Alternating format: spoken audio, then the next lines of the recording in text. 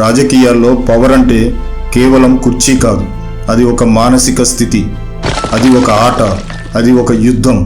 కొంతమంది నాయకులు అధికారంలో ఉంటే శక్తివంతంగా కనిపిస్తారు, కానీ అధికారాన్ని కోల్పోయిన తరువాత వారు క్రమంగా కనుమరుగవుతారు.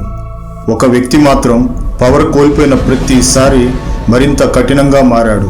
పతనం అతన్ని బలహీనపరచలేదు, అది అతన్ని రాజకీయంగా మరింత ప్రమాదకరంగా మార్చింది. అతను కేవలం ఒక ముఖ్యమంత్రి కాదు, అతను ఒక స్ట్రాటజిస్ట్, ఒక ప్లానర్, ఒక సర్వైవర్. 1995 ఆంధ్రప్రదేశ్ రాజకీయాల్లో ఒక భూకంపం. ఎన్టీ రామారావు ప్రజల గుండెల్లో దేవుడిలా ఉన్న నాయకుడు, కానీ పార్టీ లోపల అసంతృప్తి పెరుగుతుంది. ఆ సమయంలో ఒక యువనేత నిశ్శబ్దంగా గమనిస్తున్నాడు. అతను అరవలేదు, తిరుగుబాటు నినాదాలు ఇవ్వలేదు, కేవలం లెక్కలు వేసుకున్నాడు. రాజకీయాల్లో భావోద్వేగం ఒక ఆయుధం, కానీ సంఖ్యలకే అసలు శక్తి. ఒక్క రాత్రిలోనే అధికార మార్పు జరిగింది. కొంతమంది దానిని వెన్నుపోటు రాజకీయం అన్నారు, కానీ రాజకీయ శాస్త్రం దానిని పవర్ స్ట్రక్చర్ రీఆర్గనైజేషన్ అంటుంది. అక్కడే మొదలైంది చంద్రబాబు నాయుడు అసలైన రాజకీయ ప్రస్థానం. 1990ల చివర భారతదేశం ఆర్థిక సంస్కరణల దశలో ఉంది. ప్రపంచం ఐటీ వైపు పరిగెడుతుంది. చంద్రబాబు ఒక పెద్ద గ్యాంబిల్ చేశారు. అతను గ్రామాల కంటే నగరాలపై దృష్టి పెట్టారు, పంటల కంటే ప్రాజెక్టులపై దృష్టి పెట్టారు. హైటెక్ సిటీ, గ్లోబల్ ఇన్వెస్టర్లు, సీఈఓలతో మీటింగులు. హైదరాబాద్ ఒక్కసారిగా అంతర్జాతీయ మ్యాప్పై కనిపించింది.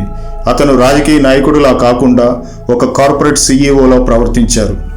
కానీ అదే సమయంలో రైతు ఆత్మహత్యలు పెరిగాయి, వర్షాభావం దెబ్బకొట్టింది, గ్రామాల్లో వ్యతిరేకత నిశ్శబ్దంగా విస్తరిస్తూ పోయింది. అతను భవిష్యత్తును నిర్మించాలనుకున్నాడు, కానీ వర్తమానం ఆగ్రహంగా మారింది. 2004 ఎన్నికలు చంద్రబాబుకు ఒక పెద్ద షాక్. 10 సంవత్సరాల అధికారానికి ప్రజలు ముగింపు పలికారు. ఐటీ, కంప్యూటర్లు కాపాడలేకపోయాయి. గ్రామీణులు కోపంతో, బాధతో ఓటు వేశారు. అది కేవలం ఓటమి కాదు, అది ఒక మానసిక దెబ్బ. ఇలాంటి సందర్భాల్లోనే చాలామంది నాయకులు కనుమరుగవుతారు, కానీ చంద్రబాబు నాయుడు కనుమరుగు కాలేదు. నిశ్శబ్దంగా గమనించాడు, తన తప్పులను అర్థం చేసుకున్నాడు, తన రాజకీయ శైలిని మార్చుకున్నాడు. 2014 రాష్ట్ర విభజన తర్వాత ఒక గందరగోళం. ఆంధ్రప్రదేశ్కు రాజధాని లేదు, ఆర్థిక స్థిరత్వం లేదు. అతను మళ్ళీ ఒక భారీ విజన్పై దృష్టి పెట్టాడు, అదే Amaravati. Singapore model global city, నదీ తీరంలో ఒక కొత్త రాజధాని. ఇది ఒక రాజకీయ ప్రాజెక్ట్ కాదు, ఒక లెగసీ ప్రయత్నం. కానీ రాజకీయ వైకుంఠపాలిలో 2009లో మళ్ళీ ఒక భారీ ఓటమి చవి చూశారు. అతని కలలు ఒక్కసారిగా ఆగిపోయాయి. ఓటమి తర్వాత ఎన్నో అవమానాలు. అత్యంత హేయంగా భార్య భువనేశ్వరి గారిని అవమానించారు. తట్టుకోలేక విలపించారు, అసెంబ్లీలో గర్జించారు. ఈ కౌరవ సభలో మళ్ళీ గెలిచే వరకు అడుగుపెట్టనని శపథం చేశారు. ఇది గౌరవ సభ కాదు. ఇలాంటి గౌరవ సభలో నేను ఉన్నానని మరొకసారి విజ్ఞప్తి చేస్తూ మీకు నమస్కారం. ఒక తెల్లవారుజామున తన క్యారవాన్లో నిద్రిస్తున్న సమయంలో పోలీసులు బలవంతంగా అరెస్ట్ చేసి జైలుకు తరలించారు. కనీస అవసరాలు కల్పించకుండా వేధించారు. అడిగితే దోమలు కాక రంభా ఊర్వశి వస్తారా అని అవహేళన చేశారు. అనారోగ్యం, చర్మ సంబంధ వ్యాధులు వెంటాడాయి. మానసికంగా కుంగిపోయే దశ. మీడియా ట్రయల్స్ నడిచాయి. రాజకీయంగా ఒంటరితనం. చాలామంది ఇది చంద్రబాబు ముగింపు అనుకున్నారు.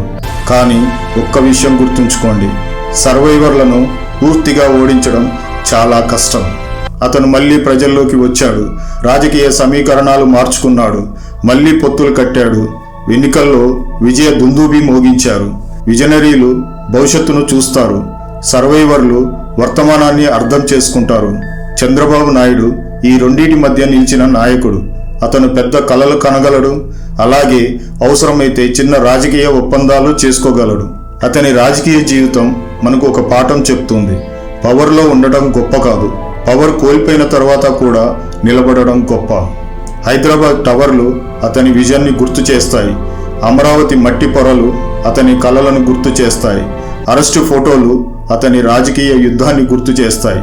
అయితే చివరిగా ఒక ప్రశ్న, చంద్రబాబు నాయుడు ఒక విజనరీనా లేక కేవలం రాజకీయ సర్వైవరా? భవిష్యత్తు కోసం కలలు కనగలిగే, వర్తమానంలో బ్రతకగలిగే అరుదైన రాజకీయ నాయకుడా? చరిత్ర ఒకరోజు తీర్పు చెప్తుంది, కానీ రాజకీయాల్లో ఒక సత్యం మాత్రం ఎప్పటికీ మారదు. పడిపోవటం ఓటమి కాదు, మళ్ళీ లేవకపోవడమే అసలైన ఓటమి. కామెంట్లో మీ అభిప్రాయాలను తెలపండి. చంద్రబాబు నాయుడు విజనరీయా, సర్వైవరా, లేక రెండూనా? ఈ వీడియో మీకు నచ్చినట్లయితే లైక్ చేయండి, షేర్ చేయండి, సబ్స్క్రైబ్ చేయండి. జై హింద్.